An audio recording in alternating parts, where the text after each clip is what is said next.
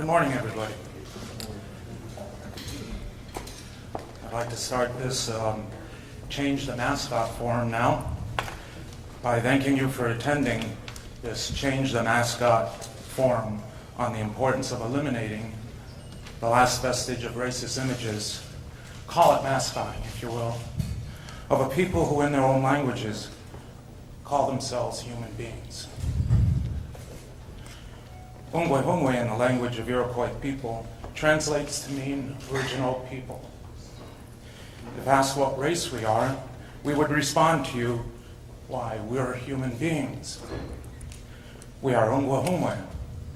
If asked what our nationality is, we would respond, why, we are Oneida, or we are Mohawk, or we are Swinomish, or we're Onondaga, and so forth. Just like you would respond that you are an American. Today we present to you voices that have dealt with the challenges of traversing for what is for you the delicate subject of what is racist terminology, its impact on our people, and more important, or as important, the impact on your people. My name is Ray Cook, and I will be moderating the symposium. I come from the Mohawk Nation on the border between Canada and the United States. I have been involved in media since 1979, beginning in the production room of an international Native journal of record called Akwesasne Notes. Later, I worked to increase the number of Native-owned and run radio stations on Indian reservations, the most underserved population in the United States, with only 32 radio stations serving over 566 tribal nations. Over the last several years, I have worked for Indian Country Today Media Network in various capacities. Indian Country Today Media Network is owned by the Oneida Indian Nation of New York, and the publisher is Oneida Indian representative Ray Halbritter. For the last 3 years, I have been the opinion editorial page editor. The goal of Indian Country Today Media Network is to popularize the issues that affect Native Americans and the activities that Native Americans undertake in order to maintain, and in most cases improve, the economic, educational, and health conditions found within their respective Native nations. A quick bit of history about this town. We call this town Lenadagayas, and it translates to mean the home of the town destroyer. Our name for your president is Lenadagayaks, the town destroyer. Each sitting president is referred to by that name. It was given after the Revolutionary War, when George Washington ordered Colonel Sullivan to raise the towns of Iroquois country, even though many of those towns were allies with the Americans. The towns and their lands were then used to pay war debts, including paying off the soldiers. We have gathered here today in the same location where the NFL will be holding their league meeting to have an open dialogue about the harmful racist imagery of the Washington football team mascot and logo. We will be hearing from several distinguished panelists, and I will be moderating a discussion between them, or among them. Afterwards, there will be time for questions from the media. At this time, I will quickly introduce the panelists. Congresswoman Eleanor Holmes Norton, who represents the District of Columbia and is an outspoken leader on civil rights issues and has been a courageous voice on this issue right here in the D.C. area. Congresswoman Betty McCollum from Minnesota. She's the co-chair of the Congressional Native American Caucus and led an effort to reach out to NFL Commissioner Roger Goodell, asking him to change the Washington team's mascot. Congresswoman McCollum is an advocate not only for this issue, but for many issues and challenges faced by Native people throughout the country. Kevin Gover is director of the Smithsonian Institution's National Museum of the American Indian, and is a member of the Pawnee Nation of Oklahoma. Through the educational and outreach efforts of the museum, Gover ensures that the contributions of Native peoples throughout history are never forgotten, and that the cultural richness and heritage of Native peoples today receive the honor and recognition they deserve. Dr. Michael Friedman is a noted clinical psychologist who has been involved in the study and treatment of adults with psychological, health, and interpersonal issues for over 20 years. Indian Country Today Media Network recently published a column by Friedman titled "The Harmful Psychological Effects of Washington's Redskin Mascot," highlighting the effects of racism as a public health issue. Dr. David Borgstrom, president of the Cooperstown Central School District Board of Education. He is a supporter of the Change the Mascot campaign.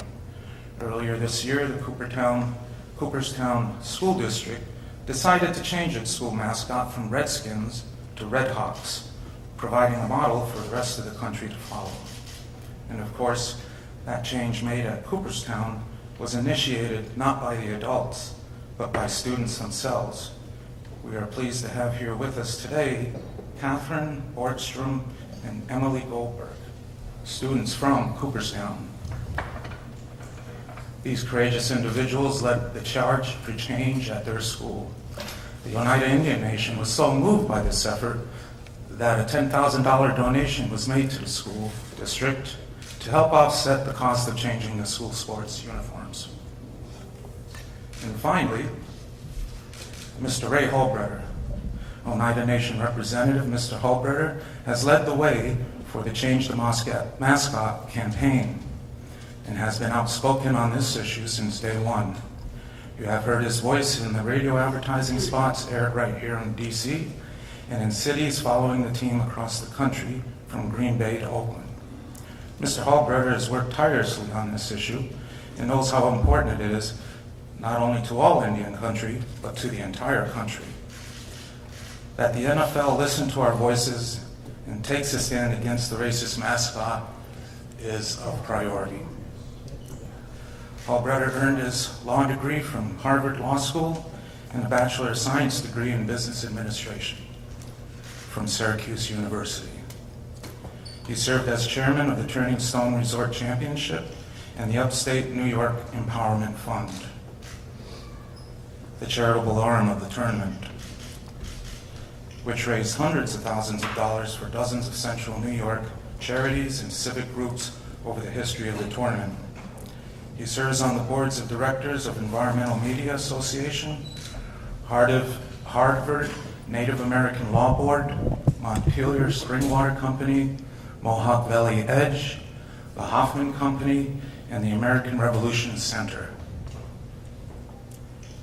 He is a member of the Recording Academy, the National Advisory Council for the American Indian Program at Cornell University, and the National Congress of American Indians. He's a member, his tribe's a member, and United South and Eastern Tribes.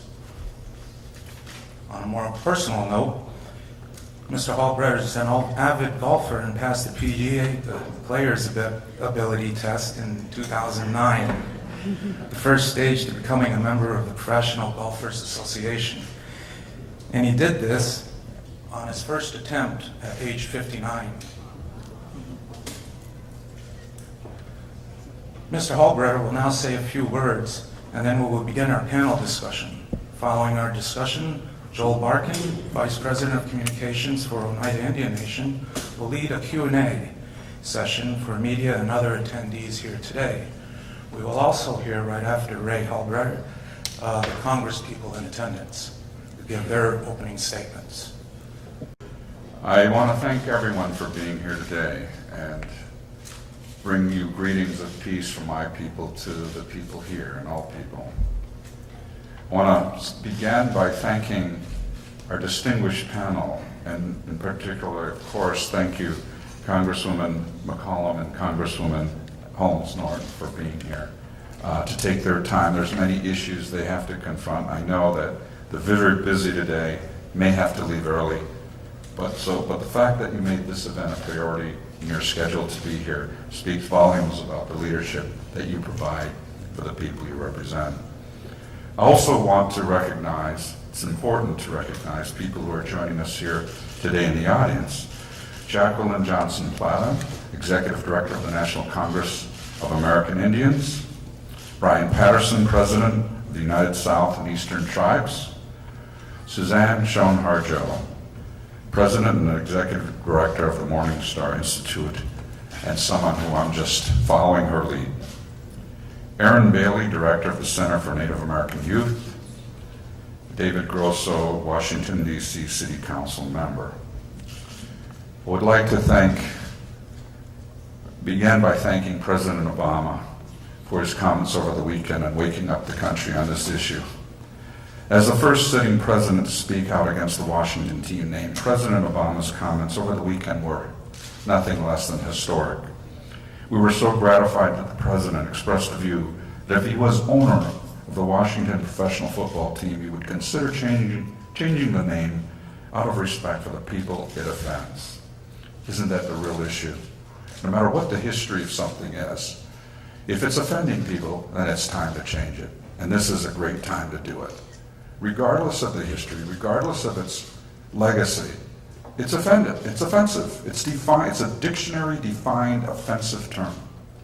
President's comments add momentum to our collective efforts to get the NFL to urge the owner, Dan Snyder, to change Washington team's name.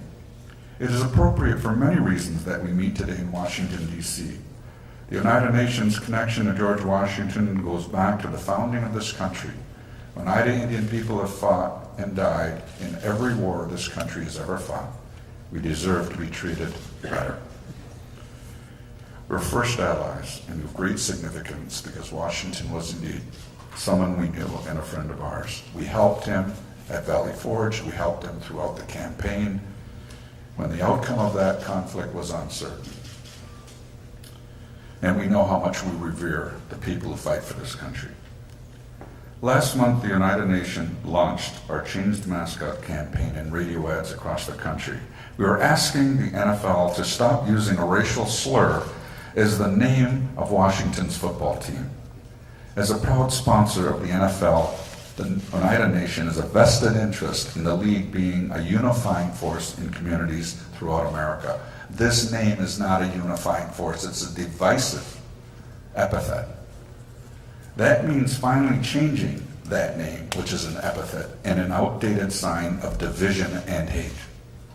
This campaign was prompted by both the history of the team's name and by students near our homeland, two of which are here today, and we're so delighted that they're here today.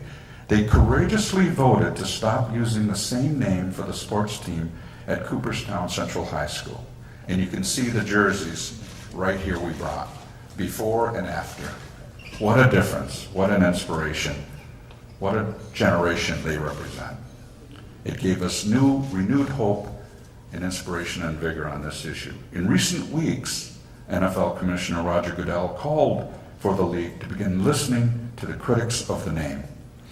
In light of the commissioner's call for dialogue, and in conjunction with the NFL fall meeting taking place today right here in Washington, D.C., we are bringing together esteemed leaders from the Congress, U.S. Congress, the Smithsonian Institute, the public health community, and the public education community.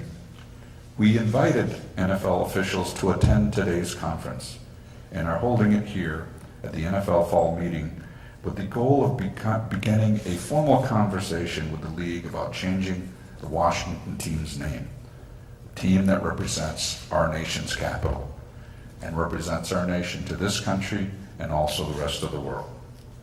The leaders you will hear from today represent not just the diversity of America and a rich diversity of experience, they also represent the diversity of objections to the use of racial slurs as marketing devices for sports teams. What is right should be put above profit. Washington's team name is a painful epithet that was used against my people, Indian people, when we were held at gunpoint and thrown off our lands. It is a word that few would ever use in casual conversation when talking to a Native American. When marketed by a professional sports team, it is a word that tells Native American children they are to be denigrated. They are second-class citizens. But as you will hear today, Washington's continued use of the current team name is not just a slur against one group of people. It has demonstrable and serious public policy, cultural, educational, public health ramifications for our entire country.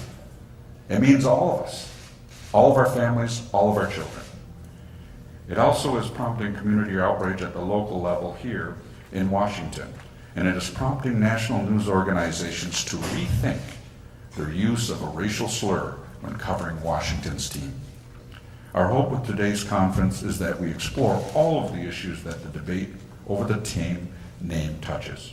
We believe that if young people at a high school in central New York understand why sports teams shouldn't be using racial slurs, then so too can the National Football League. As an Indian nation that values the ideals of mutual respect, we only have one simple objective in all of this. We no longer want to be treated as targets of racial slurs. We don't want our children to be treated as targets of racial slurs. We want to be treated as what we are, Americans.